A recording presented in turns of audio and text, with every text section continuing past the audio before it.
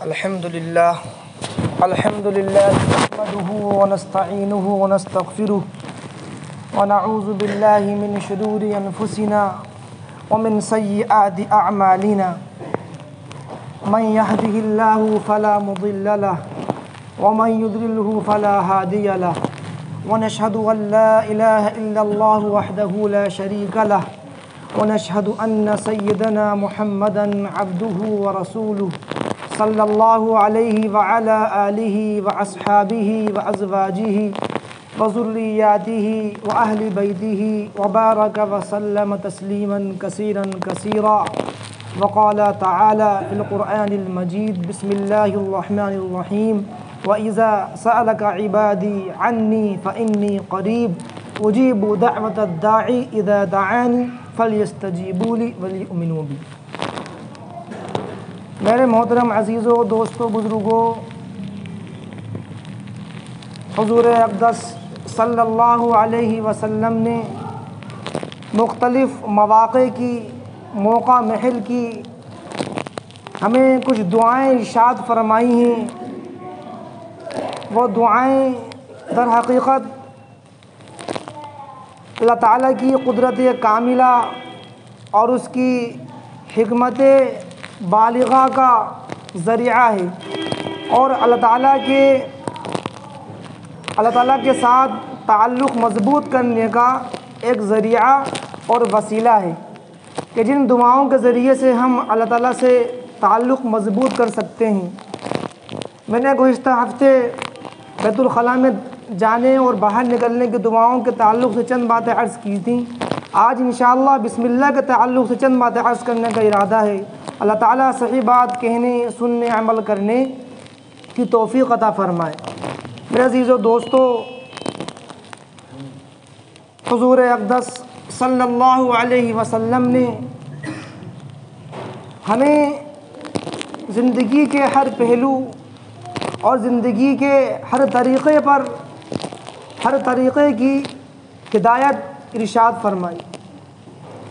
لہذا عبادات کے اندر سب سے عظیم الشان جو عبادت ہے وہ نماز کی عبادت ہے، اور نماز شروع کرنے سے پہلے پاکی کا حاصل کرنا اور وضو کا کرنا یہ ضروری ہے۔ فرمایا کہ جس کے اس کی نماز نہیں، جس کا وضو نہیں، لا صلاۃ لمن لا وضو لہ، کہ جس کا وضو نہیں اس کی کوئی نماز نہیں۔ اور فرمایا کہ مفتاح الجنہ الصلاۃ، کہ جنت کی کنجی کہ وہ نماز ہے، اور مفتاح الصلاۃ الطہور، اور فرمایا کہ نماز کی کنجی وہ پاکی ہے، طہارت ہے، کہ طہارت اور پاکی اس کو نماز کی کنجی فرمایا، کہ جب تک طہارت حاصل نہیں ہوگی، پاکی حاصل نہیں ہوگی، یعنی وضو کامل طریقے سے نہیں ہوگا، تب تک نماز ادا نہیں ہوگی۔ لہذا وضو کرنے سے پہلے سب سے پہلے اللہ کے نبی نے جو ارشاد فرمایا کہ آدمی بسم اللہ کہہ لے، اللہ کے نام کو شامل کر لے۔ اللہ کے نام کو شامل کرنے کی برکت یہ ہوگی کہ اللہ تعالیٰ اس کے ذریعے سے ظاہر اور باطن کو پاک کر دے گا۔ کہ نماز کا، وضو کا یہ ایک فائدہ، ایک ظاہری فائدہ ہے، ایک باطنی فائدہ ہے۔ باطنی فائدہ وضو کا یہ ہے کہ وضو کرنے سے نمازی کے ظاہری اعضاء کی ناپاکی دھل جاتی ہے، ہاتھ پیر دھل جاتے ہیں، پاک ہو جاتے ہیں، میل کچیل اور گندگی دور ہو جاتی ہے۔ کہ فرمایا یہ وضو کا ظاہری پہلو ہے، اور وضو کا ایک باطنی پہلو ہے۔ کہ باطنی پہلو کیا ہے؟ کہ وضو، چونکہ وضو میں جس طریقے سے انسان اپنے اعضاء کو دھوتا ہے، کلی کرتا ہے، ناک میں پانی ڈالتا ہے، چہرے کو دھوتا ہے، ہاتھ دھوتا ہے، فرمائیے تمام کام جب بندہ اللہ کے حکم کی اطاعت میں اور اللہ کے نبی کی سنت کی تابعداری میں کرتا ہے تو اللہ تعالیٰ اس کی برکت سے اس کے باطن میں اور اس کے دل میں ایک نور پیدا کرتا ہے، ایک روحانیت پیدا کرتا ہے، اور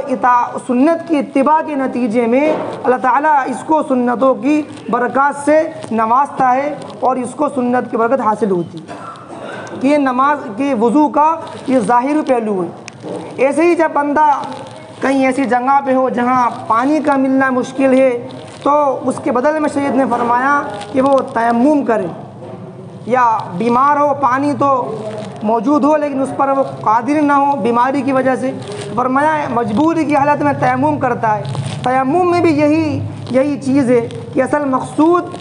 پاکی تو ہے ہی، فرمایا اس کے ساتھ ساتھ اصل مقصود یہ باطن کی پاکی، اس کا باطن جو ہے پاک ہو جائے۔ ہاں، اس کے باطن کے اندر جب یہ وضو کرتا ہے یا وضو نہیں ہونے کی بنا پر فرمایا کہ یہ تیمم کرتا ہے تو اس کے سب سے بڑا فائدہ یہ ہوتا ہے کہ اس کے باطن میں اس پاکی حاصل کرنے کی وجہ سے اللہ تعالیٰ دل کے اندر نورانیت اور روحانیت پیدا کر دیتا ہے جو اس کے گناہوں کے زائل ہونے کا سبب بنتی۔ میں عزیزو دوستو، اسلام میں پاکی پر اور صفائی پر بہت زیادہ زور دیا گیا ہے۔ پاکی میں اور صفائی میں فرق ہے، پاکی کے اندر اور صفائی میں فرق ہے۔ کوئی چیز بظاہر پاک صاف تو ہو سکتی ہے لیکن پاک نہیں ہو سکتی۔ مثال کے طور پر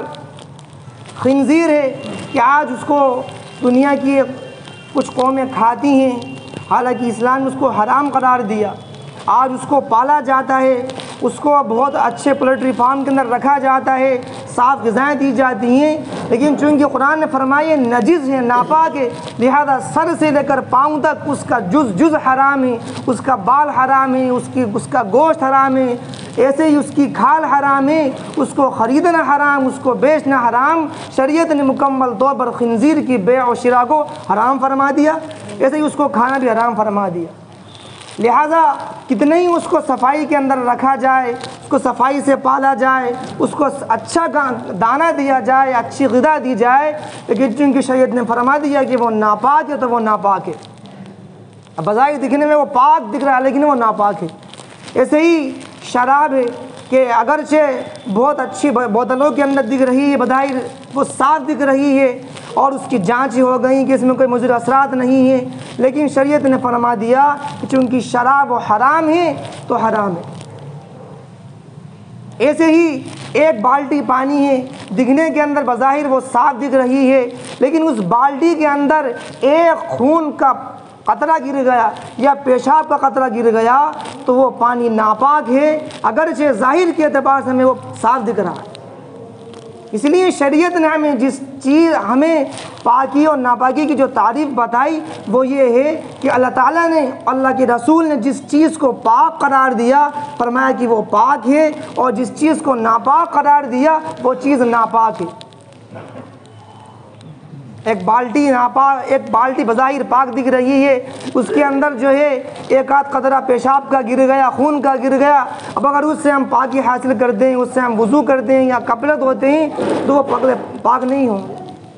اس لیے فرمایا کہ یہ پاکی الگ چیز ہے اور صفائی الگ چیز ہے۔ شریعت کے اندر صفائی بھی مطلوب ہے اور شریعت کے اندر پاکی بھی مطلوب ہے۔ اللہ تعالیٰ نے قرآن کریم کے اندر اوپر والوں کی تعریف کی کہ کیوں؟ فرمایا کہ فیہ رجال یحبون ان یتطہروا، اللہ نے فرمایا کہ وہ ایسے لوگ ہیں کہ وہ صفائی کا خوب اہتمام کرتے ہیں۔ کس بنیاد پر؟ کہ ان کی عادت یہ تھی کہ وہ استنجا کرنے کے بعد وہ ڈھیلا کا بھی استعمال کیا کرتے تھے اور پانی کا بھی استعمال کیا کرتے تھے۔ اللہ تعالیٰ کو ان کی یہ اتنی پسند آئی کہ اللہ نے ان کی تعریف قرآن میں فرما دی، فیہ رجال یحبون ان یتطہروا، کہ وہ ایسے لوگ ہیں کہ وہ خوب پاکی کو پسند کرتے ہیں، واللہ یحب المطہرین، اور فرمایا کہ اللہ تعالیٰ بھی پاکی کو پسند کرتا ہے۔ ان اللہ طاہر یحب الطہارہ، اللہ تعالیٰ پاک ہے اور پاکی کو پسند کرتا ہے۔ ان اللہ جمیل یحب الجمال، فرمایا اللہ تعالیٰ خوبصورت ہے اور خوبصورتی کو پسند کرتا ہے۔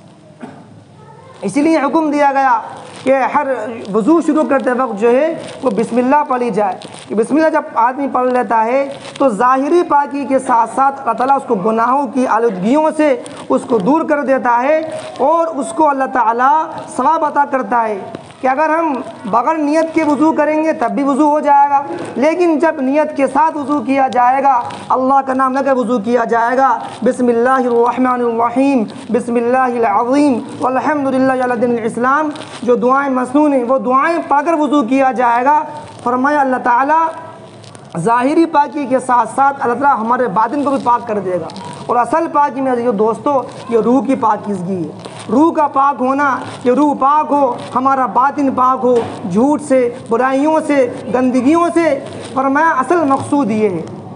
جیسے کہ حدیث شریف میں آتا ہے کہ جب بندہ وضو کرتا ہے تو جب وہ کلی کرتا ہے تو اس کے وہ گناہ جو اس نے منہ سے کیے ہیں وہ جھڑ جاتے ہیں، جب وہ ناک میں پانی ڈالتا ہے تو وہ گناہ جو اس نے ناک سے کیے ہیں فرمایا وہ جھڑ جاتے ہیں، جب یہ چھپکا مارتا ہے اور یہ چہرہ دھوتا ہے تو وہ گناہ جو اس کے چہرے سے ہوئے ہیں اللہ تعالیٰ ان کو معاف کر دیتا ہے۔ ایسے ہی وہ گناہ جو اس نے ہاتھوں سے کیے ہیں، اس نے پیروں سے کیے ہیں، فرمایا وہ تمام صغائر، وہ تمام صغیرہ گناہ جو اس نے اپنے اعضاء سے کیے ہیں، اعضاء وضو ہونے سے وہ گناہ اس کے معاف ہو جاتے ہیں۔ ایسے ہی وضو ہی نہیں بلکہ جتنے بھی ہمارے کام، فرمایا لگے نا ہر کام جو بسم اللہ کے بغیر شروع کیا جائے وہ ناقص رہتا ہے۔ اس لیے ہمیں حکم دیا گیا کہ ہم چاہے کھانا کھائیں، ہم چاہیں گھر سے باہر نکلیں، ہم مسنون دعاؤں کا اہتمام کریں، اللہ کا نام اس میں شامل حال کر لیں کہ جب اللہ کا نام ہم اپنے کاموں کے اندر شامل کر لیں گے تو اللہ تعالیٰ غیب سے مدد کرے گا اور اللہ سے ایک تعلق مضبوط ہو جائے گا، ایک تعلق قائم ہو جائے گا۔ بسم اللہ توکلت علی اللہ، جب بندہ گھر سے نکلے تو یہ دعا پڑھے کہ اللہ کو توکل کرتے ہوئے میں نکلتا ہوں۔ تو میں کر رہا تھا کہ جب بندہ وضو کرتا ہے تو وہ بسم اللہ پڑھے، کہ بسم اللہ پڑھنے کی برکت سے اللہ تعالیٰ جو ہے اس کے ظاہر کو بھی پاک فرما دیں گے اور اس کے باطن کی جو برائیاں ہیں، جو گناہ ہیں، ان کو بھی معاف کروا دیں گے۔ میں عزیزو دوستو، بسم اللہ کا عجیب و غریب فلسفہ ہے کہ اللہ تعالیٰ صرف بسم اللہ کی برکت سے ایک حرام چیز کو حلال کر دیتے ہیں، کہ نکاح سے پہلے زوجین کا ایک دوسرے کو دیکھنا حرام تھا، لڑکے کو دیکھنا جائز نہیں تھا، لڑکے کو لڑکی کا دیکھنا جائز نہیں تھا، اس سے بات کرنا جائز نہیں تھا، لیکن اللہ کے نام کی برکت سے جب اس نے قبول کیا نکاح کی مجلس میں دو گواہوں کے سامنے، فرمایا کہ اس غیر میرے لڑکے کا لڑکی کو دیکھنا جائز ہو گیا اور اس سے بات کرنا، اس سے فائدہ اٹھانا جائز ہو گیا۔ اس کی بنیاد پر، اللہ کے نام کی بنیاد پر۔ ایک جانور ہے، اس کا کھانا جائز نہیں، لیکن اللہ کے نام کی برکت سے اس کو ذبح کیا گیا اور بسم اللہ پڑھی گئی تو فرمایا کہ یہ جانور اس کے لیے جائز ہو گیا، کہ اللہ کے نام کی برکت اتنی عظیم ہے۔ حلال جانور ہے لیکن اس کو ذبح کیا گیا شرعی طریقے سے، لیکن اگر بسم اللہ نہیں پڑھی گئی تو وہ جائز نہیں۔ اتنی بڑی حکمت ہے بسم اللہ پڑھنے کی، اسی لیے ہمیں چاہیے کہ ہم اپنے ہر کام کے اندر بسم اللہ پڑھیں۔ ہم کھانا شروع کرتے وقت بسم اللہ پڑھنے کی عادت ڈالیں، وضو کرتے وقت بسم اللہ پڑھنے کی عادت ڈالیں۔ اگر ہم بغیر وضو کے کھانا کھائیں گے تب بھی کھانا کھانا ہے، بغیر وضو کے اگر وضو کریں گے تب بھی وضو ہونا ہے، لیکن مزید دوستو جو اس کے بسم اللہ کے جو ثمرات ہیں، جو فوائد ہیں، وہ حاصل نہیں ہوں گے۔ اسی لیے ہمیں چاہیے کہ ہم ان دعاؤں کا اہتمام کریں، سونے سے پہلے کی دعاؤں کا اہتمام کریں، سونے کے بعد کی دعاؤں کا اہتمام کریں، وضو سے پہلے کی، وضو کے بعد کی دعاؤں، ہر ایک دعا کی عجیب و غریب حکمت ہے۔ اس لیے میری درخواست یہ ہے کہ ہم مسنون دعاؤں کو یاد کریں، جن کو یاد ہے وہ پڑھنے کا اہتمام کریں۔ اللہ تعالیٰ مجھے بھی آپ کو بھی ان تمام باتوں پر عمل کرنے کی توفیق عطا فرمائے۔ وآخر دعوانا ان الحمد للہ رب العالمین۔